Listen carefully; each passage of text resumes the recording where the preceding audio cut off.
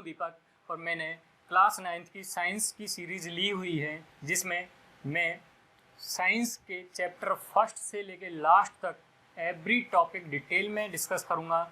चाहे आप बोर्ड की तैयारी कर रहे हो, चाहे आप आईआईटी की तैयारी करेंगे भविष्य में जाके, तो आपका ये फ्री फाउंडेशन कोर्सेज भी हैं जिनकी ऑनलाइन या फिर ऑफलाइन कीमत की बात करें तो 50 से 60 हज़ार रुपये या 1 लाख रुपए तक होती है, ठीक है।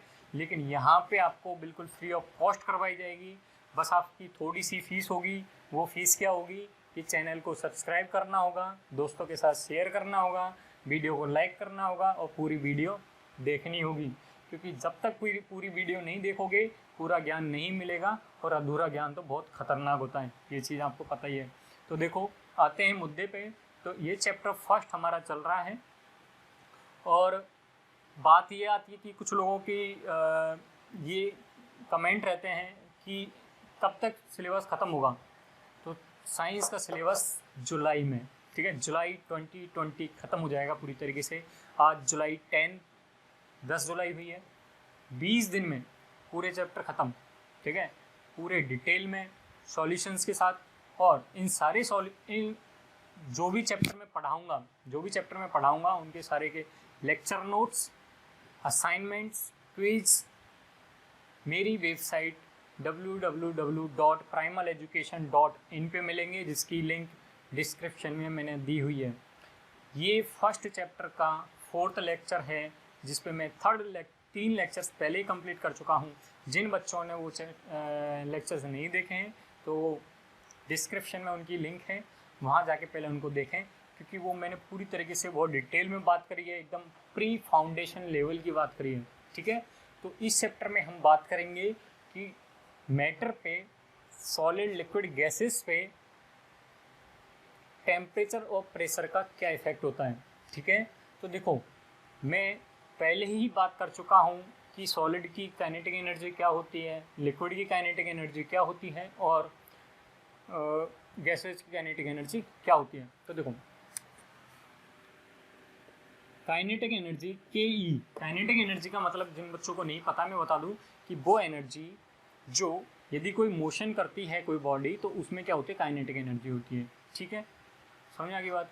तो गैसेस के पार्टिकल बहुत ज़्यादा मोशन करते हैं, इसलिए इनकी काइनेटिक एनर्जी ऑफ गैसेस बहुत ज़्यादा होगी किससे, काइनेटिक एनर्जी ऑफ लिक्विड से, क्योंकि लिक्विड के पार्टिकल भी मोशन करते हैं, ठीक है ना।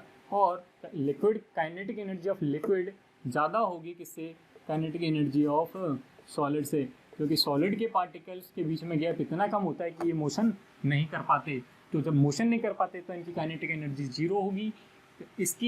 इनकी लिक्विड्स के मॉलिक्यूल्स के बीच में बहुत ज़्यादा गैप नहीं होता, लेकिन इनसे ज़्यादा होता है और वो मूवमेंट कर सकते हैं, इसलिए उनकी शेप जो है डेफिनेट नहीं होती, तो उनकी काइनेटिक एनर्जी इनसे ज़्यादा होगी। लेकिन गैसेस के केस में, गैसेस में मॉलिक्यूल्स बहुत दूर दूर होते हैं, इसलिए उनकी मूवमेंट बहुत ज़्यादा होती है, और जब वो ज़्यादा मूवमेंट कर पाएंगे तो उनकी काइनेटिक एनर्जी भी ज़्यादा होगी, ठीक है।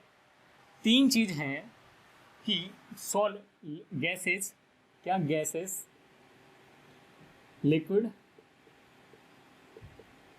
और सॉलिड, ठीक है। तो इनकी काइनेटिक एनर्जी सबसे ज़्यादा होगी, इनकी काइनेटिक एनर्जी थोड़ी कम होगी और इसकी काइनेटिक एनर्जी और भी कम होगी, ठीक है। अब थर्मोडायनामिक्स का एक रूल है। फर्स्ट लॉ क्या बोलता है कि energy can neither be created nor be destroyed, it can be transformed from one form to another form, ठीक है। सिंपल भाषा में बात करें तो एनर्जी को ना हम बना सकते हैं और ना उसे हम ख़त्म कर सकते हैं। क्या होगा, वो एक फॉर्म से दूसरे फॉर्म में कन्वर्ट की जा सकती है। जैसे मैं बोल रहा हूँ, मेरी एनर्जी खपत हो रही है, लेकिन वो एनर्जी किस में कन्वर्ट हो रही है, साउंड एनर्जी में कन्वर्ट हो रही है, ठीक, समझ में आई। तो इसका मतलब क्या है कि एनर्जी क्या नहीं होगी, ना तो क्रिएट होगी ना डिस्ट्रॉयड होगी, वो एक फॉर्म से दूसरे फॉर्म में कन्वर्ट होगी। अब एक बात बताओ मेरे को कि सॉलिड को लिक्विड में कन्वर्ट करने के लिए मुझे क्या करना पड़ेगा, इसमें एनर्जी कम है, मुझे इसके बराबर एनर्जी लेनी पड़ेगी, तो इसको क्या करना पड़ेगा, कुछ एनर्जी देनी पड़ेगी, कुछ एनर्जी इसको देनी पड़ेगी, यानी इसको कुछ एनर्जी देनी पड़ेगी इसको लिक्विड स्टेट में पहुंचने के लिए। और सॉलिड को गैसेस के फॉर्म में पहुंचने के लिए क्या करना पड़ेगा कि सॉलिड को और ज़्यादा एनर्जी देनी पड़ेगी, काइनेटिक इसको और ज़्यादा एनर्जी देनी पड़ेगी, सो दैट ये क्या बन जाए, गैस बन जाए। ठीक है, तो गैसियस स्टेज में पहुंचने के लिए इसको क्या करना पड़ेगा, और एनर्जी देनी पड़ेगी।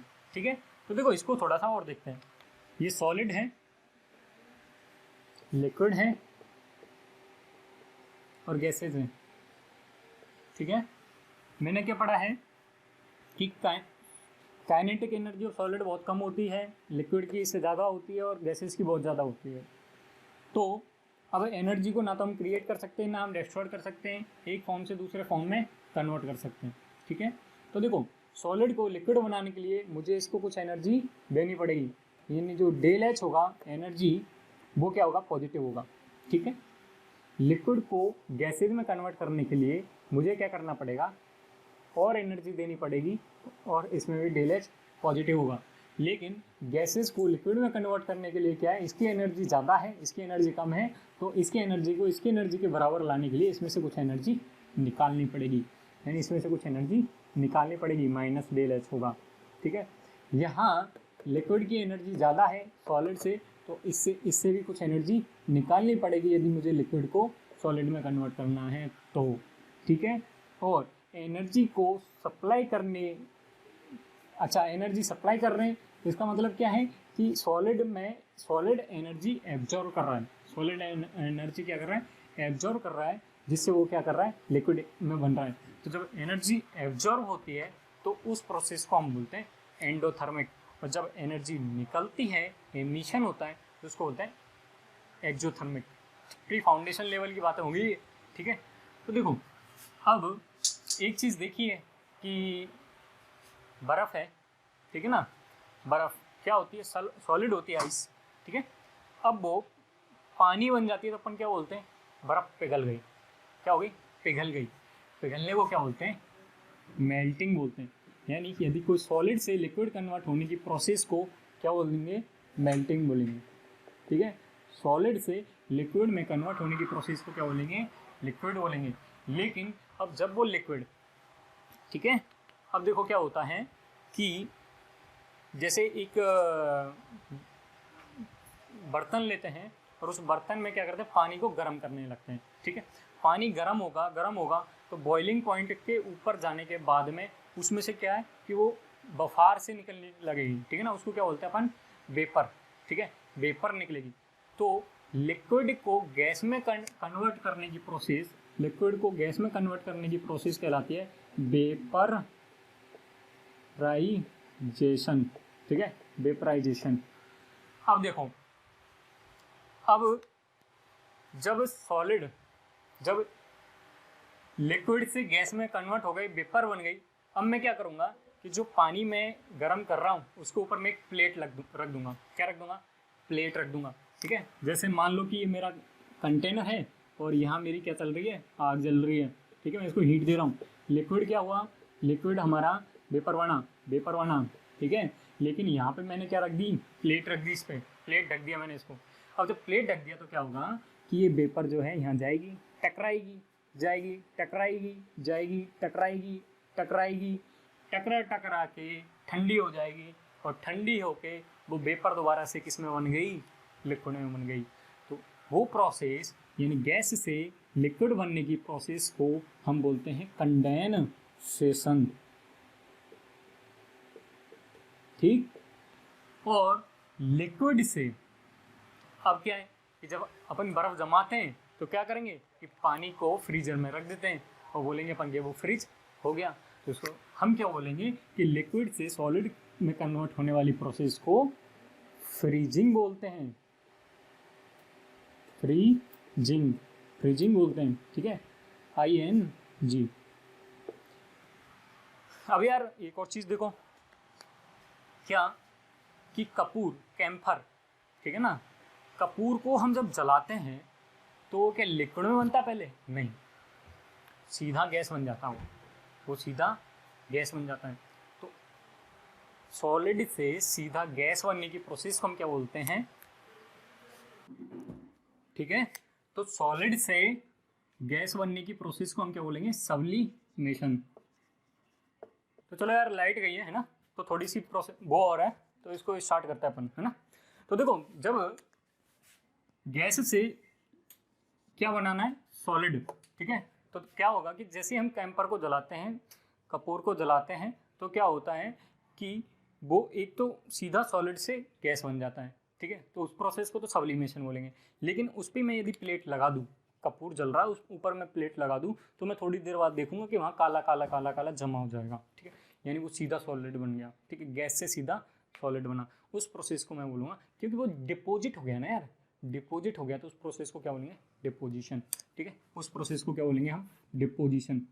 डिपोजिशन। ठीक है, तो यार देखो, ये क्लास 9th का जो है फर्स्ट चैप्टर मैंने पूरी तरीके से ख़त्म कर दिया है। ठीक है, इस पे टोटल 4 वीडियोज़ हैं। 3 वीडियोज़ यदि नहीं देखी हैं तो उनके लिंक नीचे दिए हुए हैं इसके डिस्क्रिप्शन में। वीडियो अच्छी लगी है तो वीडियो को लाइक करें, दोस्तों के साथ शेयर करें, और चैनल सब्सक्राइब नहीं किया है तो बिल्कुल सब्सक्राइब कर लें, क्योंकि आपको यहाँ पे रेगुलर वीडियोज़ मिलेंगे और पूरी इस जुलाई में आपको पूरी साइंस की कंप्लीट चैप्टर मिल जाएंगे। ठीक है।